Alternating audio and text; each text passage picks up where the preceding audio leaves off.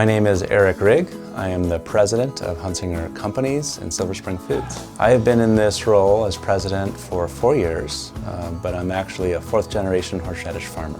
So my great-grandfather started the company, Ellis Hunsinger, in 1929. Our company's been around in business for over 90 years in 4 generations. So our claim to fame is we are the world's largest grower and processor of horseradish. We might be the largest grower in the world, but we're not sure, we can't verify that. It's possible we're the largest processor.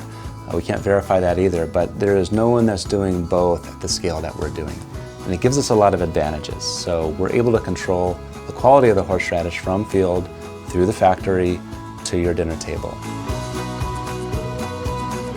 My name's Kyle Beckel. I'm the farm manager here at Hunsinger Farms. I've been with the company for a little over 3 years. So we're out here in the horseradish field. Typically we plant and harvest around 300 acres every spring and every fall. At any given time we have about 1,000 acres of horseradish in the ground. So each of these semi-trailers will hold about 30,000 pounds of horseradish. We're harvesting roughly 3 million pounds every spring and then again every fall. So that takes us usually about a month depending on the yields and the weather and everything else that goes into it. So Silver Spring Foods actually came from a fresh water spring on the property where we are operating out of now for the horseradish roots. And it was called literally the Silver Spring. And I believe my great-grandfather, Ellis Hunsinger, when he started the company, was running Hunsinger Farms as the farming operation, but when he started the horseradish brand, he wanted a different name, and he named it after that freshwater spring on the property. And I believe it was to connote this purity. So I think that's where that name came from.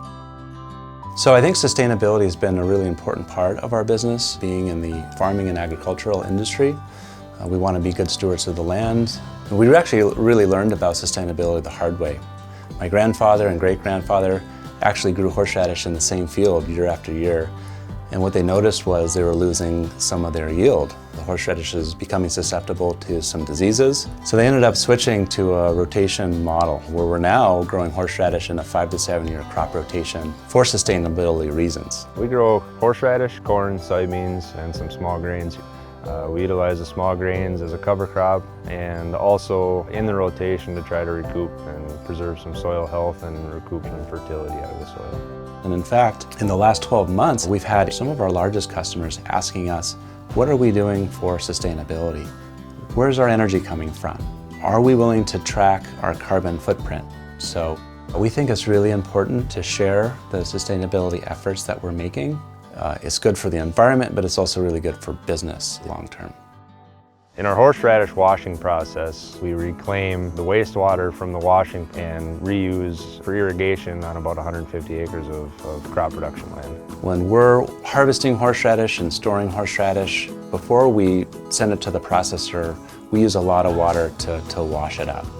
And so instead of wasting that water and sending it out, we built this water retention pond so that we were able to reuse and recycle it.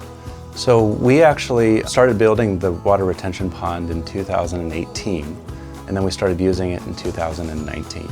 So the way that it works is when the horseradish comes through, we send it through this washing situation, and we're able to retain the water and actually reuse it. We send it back out into the field for our rotation crops, corn or soybeans or whatever we're growing in that field that year. And then we're able to take the solids out and use it kind of like a compost. So the capacity of our water retention pond is 6 million gallons of water, and we're able to cycle through that twice a year. In August of 2020, we installed and brought online a solar panel array at our farm facility. We started looking at solar many years ago, but there were a couple key factors on the decision for us to actually move forward with it. Number one, we're a family business. I'm always looking to the future and creating a better situation for the company than when we found it. We were also hosts of Wisconsin's largest agricultural show called Wisconsin Farm Technology Days.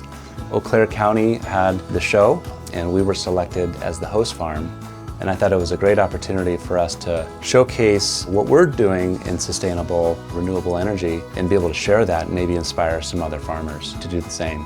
The third reason why we did it is we had a great partner. We hired Carlson Electric to really help us navigate the entire process. So what was the design like? What was it going to cost? And they were able to work with our utility, Xcel Energy, and come up with a really solid plan for us to evaluate whether we wanted to go forward with this project or not. There's some incentives there as well. We were able to get some grants for the project. Without the grants, the return would have been about 12 years. We were successful in getting the grants and some of the credits, and so our return on this investment will be actually within 6 years.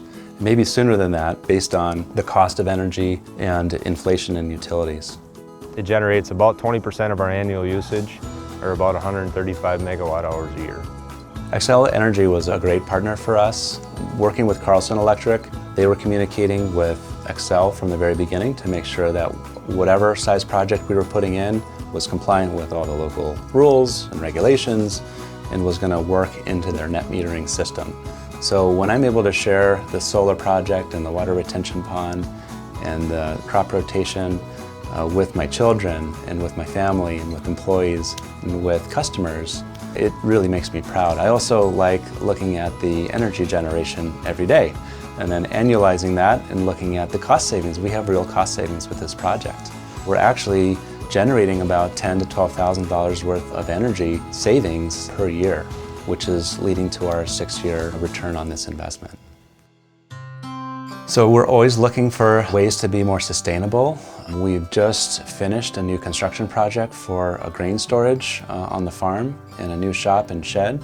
So anytime you're investing in new buildings, new infrastructure, we're able to utilize new technology.